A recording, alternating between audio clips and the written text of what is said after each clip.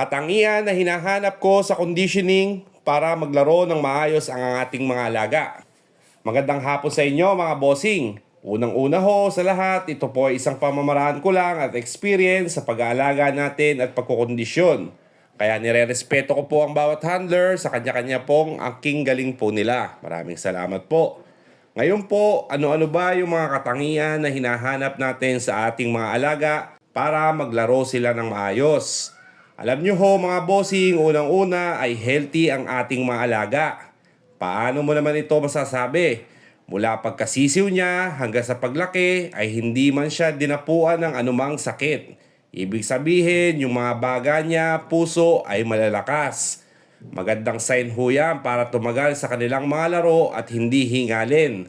Kung mapapansin nyo minsan, ang ating maalaga kapag pinagsampi nyo siya ay medyo hingal na hingal. Para sa akin, hindi ho maganda ang ganon. Bago po ang lahat mga bossing, ay iniimbitahan ko po kayong lahat sa darating na World Game Fowl Expo 2025 sa January 17 to 19, 2025 at ito po ay gagawin sa World Trade Center, Metro Manila.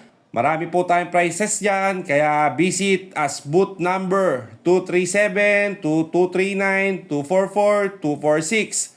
At marami pong influencer na nandyan mga bossing. Kaya punta po kayo sa Battlecock. Lagi niyong tatandaan ay lagi kang labang. Ngayon mga bossing, balik na po tayo sa ating topic.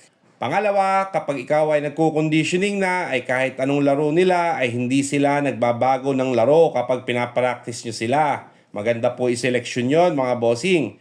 Ibig sabihin din yan ay ang king galing na ho ng ating mga alaga yon. Pero isang tips din ho mga bossing ay bawat laro nila itimbang nyo. Halimbawa ay tumitimbang siya ng 2 ay dun siya nakakalaro ng maayos kaya i-maintain nyo lang din ho yon.